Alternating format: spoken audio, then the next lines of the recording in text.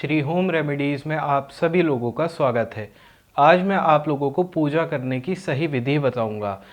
कुछ लोग पूजा बहुत गलत तरीके से करते हैं। उन लोगों को पूजा करने की सही विधि जानना आवश्यक है, तभी भगवान प्रसन्न होते हैं और उनको मनचाहा फल देते हैं। तो आइए जानते हैं पूजा करने की सही विधि।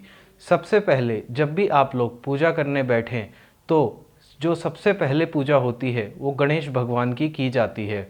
तो गणेश भगवान की पूजा करना सबसे पहले ना भूलें। दूसरा, जब भी आप कभी भी पूजा करने बैठें तो आप कोशिश करें कि लाल रंग का आसन अथवा पीले रंग का आसन आप अवश्य बिछाएं और उसी पे बैठकर आप पूजा करें, तभी आपकी पूजा लगेगी।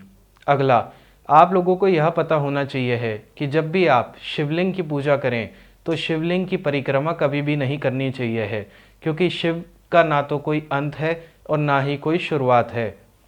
इसलिए सारे भगवान की परिक्रमा की जा सकती है, मगर शिवलिंग की परिक्रमा कभी भी नहीं करनी चाहिए है। शिवलिंग को कभी भी केतकी का, तुलसी और कुमकुम कभी भी नहीं चढ़ाना चाहिए है, यह वर्जित है। साथ ही साथ आप लोग यह भी ध्यान रखें कि तांबे में शिवलिंग को कभी भी दूध नहीं अर्पित करना चाहिए है, यानी कि कोई भी तांबे का पात्र हो उसमें आप शिवलिंग को दूध उसमें डाल के अर्पित ना करें, अथवा उसकी जगह आप स्टील का बर्तन इस्तेमाल करें। साथ ही साथ दुबड़ा घास माँ दुर्गा को कभी भी अर्पित नहीं करनी चाहिए है, और शंख हमेशा पूजा करने से पहले और आरती करने से पहले बजाएं। साथ ही साथ शंख का प्रयोग कभी भी सूर्य भगवान की पूजा में नहीं किया जाता है, ऐसा करना वर्जित है। और आप लोगों को यह भी ध्यान रखना चाहिए है कि जो तुलसी की पत्ती होती है उसको आप कभी भी रविवार वाले दिन, एकादशी वाले दिन आप लोग ना तोड़ें, और बगैर नहाए बिल्कुल भी ना तुलसी के पत्ती को छुएं और ना ही तुलसी का पत्ता तोड़ें। अगला, आप लोगों को आरती के 4 चरण याद रखने पड़ेंगे। जब भी आप भगवान की आरती करें तो नाभि की 2 बार आरती उतारें। साथ ही साथ चरणों की, भगवान के जो चरण होते हैं उनकी 4 बार आरती उतारें, और भगवान के चेहरे की 1 बार अथवा 3 बार आप लोगों को आरती उतारना अनिवार्य है।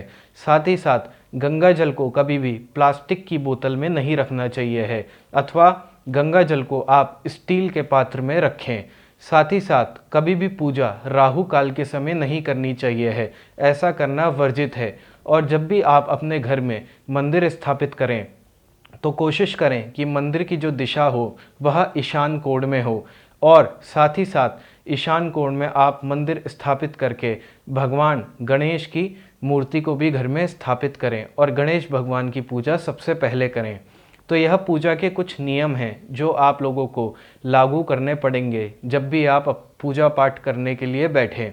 अभी के लिए बस इतना ही। और ज़्यादा जानकारी के लिए हमारा channel Shri home remedies subscribe कीजिए। धन्यवाद।